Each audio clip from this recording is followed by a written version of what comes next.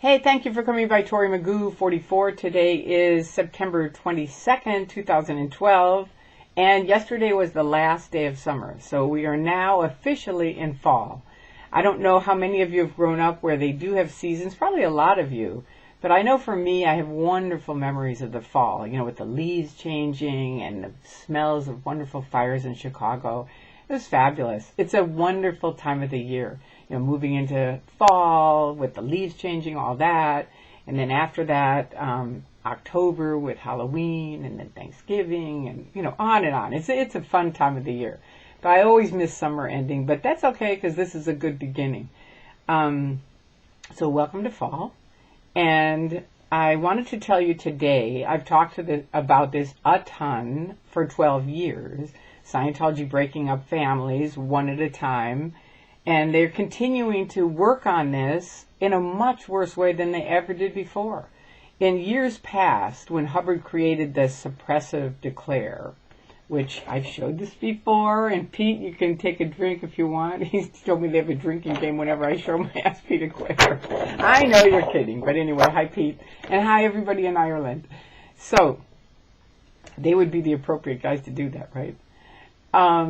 Anyway, someone on the internet, on SP's RS today, said, what's OSA's phone number? And I looked it up. I had it. So I thought, all right, I'll post it. No, first I'll call and see if it's really them. So I call, hello, Church of Scientology. I say, hello, this is Tori Christman. Now, you have to understand, the Church of Scientology, what they do is if you leave and you speak out, it used to be you had to get all kinds of different ethics gradients that would happen, and then if you didn't get it together, you were declared suppressive. And they were pretty big kind of steps. Miscavige has wiped all those out. So like for me, literally, I didn't even make it. I was in Boston. Mark Bunker made a video called Magoo Dancing in Boston. I had no idea he was making that video. I was just there talking to the staff. He made the video, put it up on the internet. I was declared the next day. They didn't call me, which they don't do. They don't even let you know you're declared. I only found out I was declared suppressive because a month later, I got home, my whole house was stripped, my computer was stripped, everything. And yet, no, they didn't break in. I'm sure my husband was in on it with our dear friend Bill Yachty, who probably figured, got him all terrified about everything. I mean, in an amazingly awful way. Anyway, point being, I had no receipts. All my receipts were gone. All my videos were stripped. My computer was stripped. Everything. And so I called Flag to get my receipts. And they put me through to the finance office. They put me through to the justice chief who said, do you want to know why you're declared? Or why you're talking to the justice chief? And I said, yeah. She said, because you're declared suppressive. And I said, really? Well, L. Ron Hubbard has a policy. If it isn't in writing, it isn't true. And I have nothing in writing. I wanted my SP Declare. Because I knew some very big people that had helped run the church who were out who said, we don't even have our SP Declares. They don't send them out anymore. They used to all the time post them publicly and all this, but they got sued enough, they don't. But I wanted mine. So I said, well, I don't have anything in writing, and Hubbard says if it isn't in writing, it isn't true. So she said, I'll have it to you in 24 hours. And I said, okay, I'll believe it when I see it. She FedExed it to me, and yes, I laminated it, and I've used it for many, many years. But on the back, it does say her only terminal is the International Justice Chief via the Continental Justice Chief, and that's written by the Church of Scientology Flag Service Organization. Okay? There you go. So I called up and I said, I want to talk to, is this OSA? And she said, why are you calling? And I said, I want to talk to the Justice Chief, the International Justice Chief. And she said, hang on. She put me through to the Liaison office. That's what she said. I said, okay, I'd like to talk to the International Justice Chief. And she said, hang on. She came back and she said, well, you'll have to write him a letter. And I said, I have written him a letter, and I've talked to him for 12 years, and he doesn't respond. Hang on. Well, I'm sorry, you're going to have to write a letter. I did write a letter. Are you sure you have the right address? You're at the HGB, right? Which is the Hollywood Guarantee Building, for anyone that doesn't know, which is up on Hollywood Boulevard, right off Vine, right? It's their big, it says the Church of Scientology, and it's where all the international management here in, for a lot of places is there.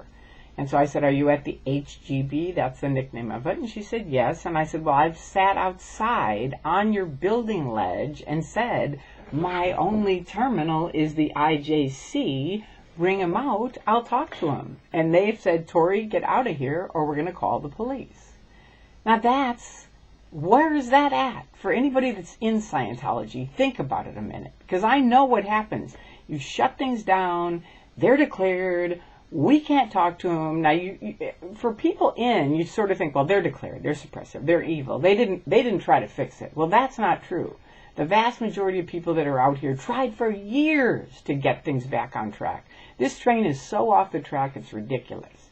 And most of us spent years and years and years trying to keep it on track, keeping Scientology working, etc., to the demise because of David Miscavige, who has no intention of doing that. And you have to look at the factual things. Look at what Hubbard said. Look at what Miscavige is doing. Now, I'm not saying Hubbard was all great either. He had his own things. He's the one who came up with this thing, declare someone suppressive, right? And what does that do? How does that work? Well, besides getting anybody that doesn't totally agree with him out of the picture, it also gets people that stay in the Scientology Truman Show fearful to look, read, talk, because, wait a minute, you might find out something. I mean, they don't say that. They're like, no, there's just data on the internet, and it's all filled with lies. Really, the entire internet, judges, professors, doctors, come on, give me a break. You can't be, it's amazing to me that people go from being a college graduate to, I can't look, I can't talk. Don't talk to me. No, don't ask me that question. If you ask me that question, that's it. Wait a minute. You want to know about anything? I mean, in Scientology, if you question anything, you're like, well, what about L. Ron Hubbard? Was he really what he said he was? Okay, that's it. I can't talk to you anymore. I got to go. Any questions you can think of that are just basic critical thinking, what are you getting out of Scientology? I got to go. And they go to the ethics officer, and the ethics officer says, well, you must be connected to a suppressive person, so we've got to get you on a program.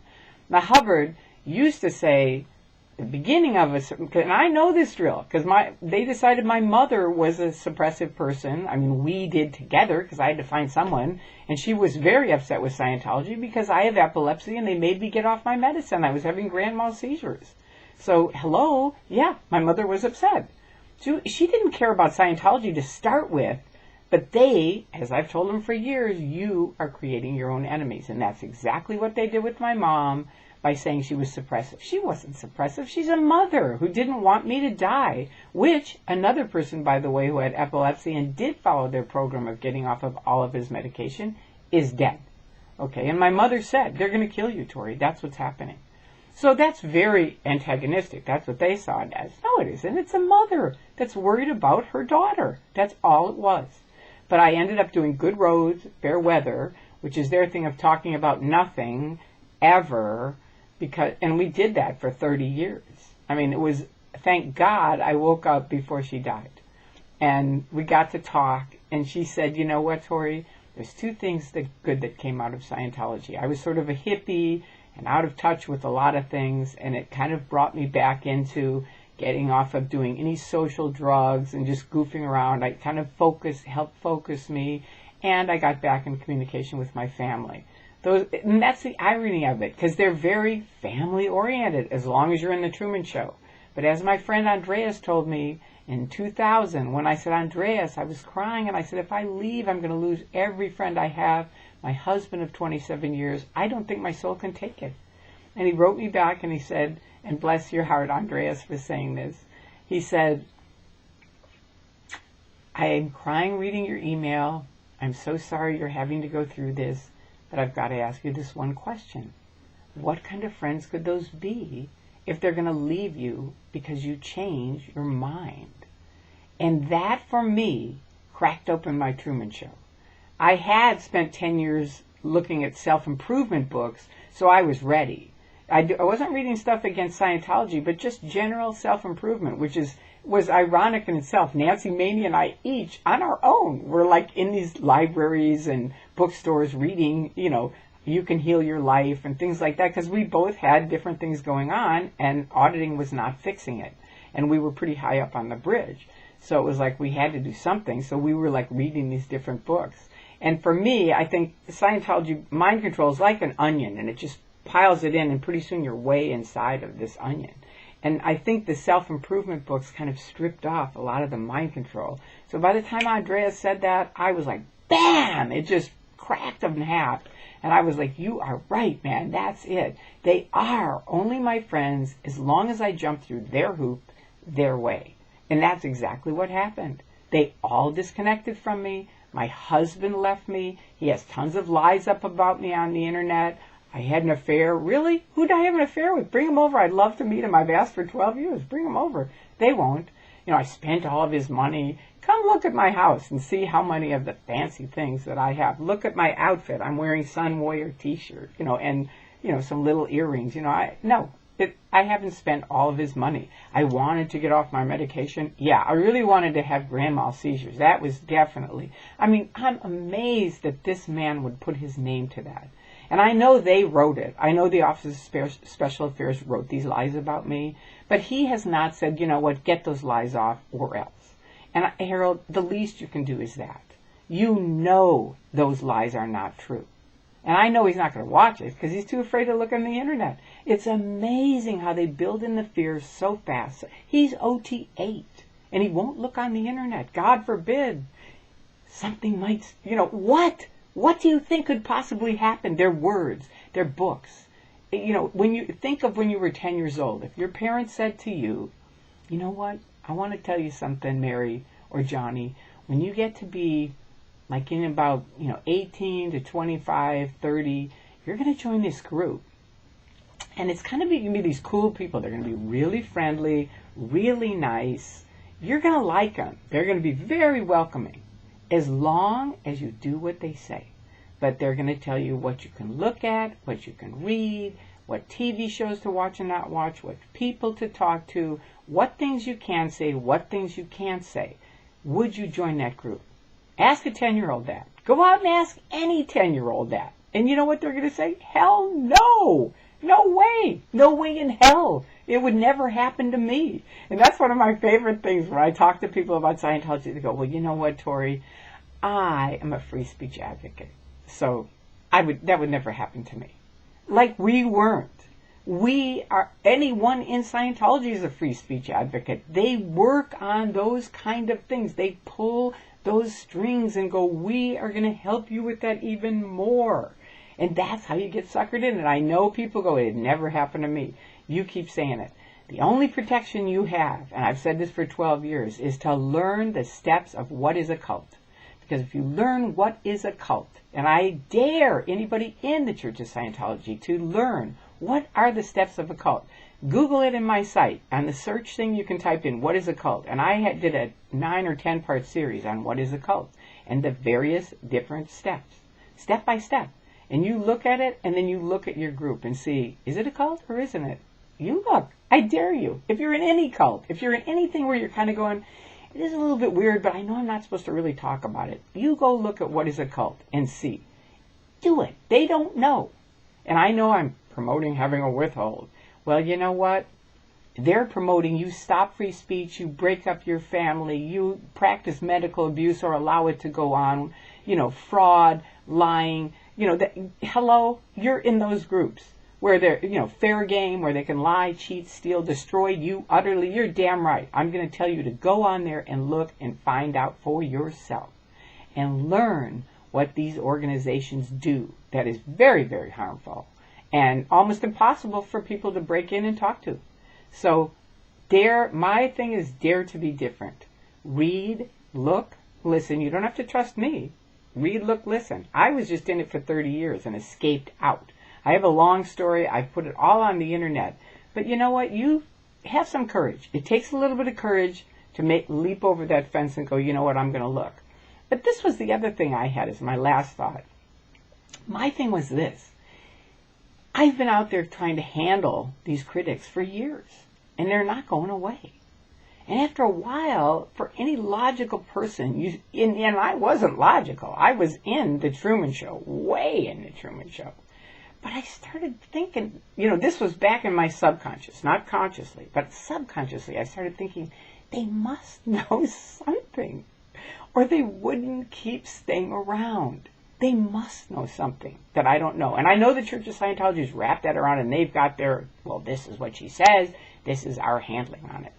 But I'm asking you, anyone who's in any abusive organization or group or relationship, hop over the fence and look at the other side. Just look. Just take a look. And start doing your own personal, not theirs, your own personal, not with them, because they're going to wrap your mind around it and tell you why you shouldn't. But the checkmate is this. I and every single ex-Scientologist, which the vast majority of the really cool, hot people are out. I know there's some younger people they've gotten in, but I'm just telling you, the people that have created this church have left because it's gotten so weird. And I know they say we're all the bad guys and now it's good. Come on, give me a break. But all we're asking you, all of us, every single person, is look at both sides. Make up your own mind. We have no doubt if you learn both sides, we know you're going to make up the right decision for you, whatever that may be. They cannot say that. And that's checkmate. If you think about it for a second, why can't your group say look at both sides? They can't. It's not a matter of they won't. They can't. Okay? So there you go. Take back your life. Thank you to every single person around the world who has helped expose this insidious, tricky, lying and deceitful organization, the Church of Scientology. Peace out. I love you all. Have a fantastic weekend. Bye-bye.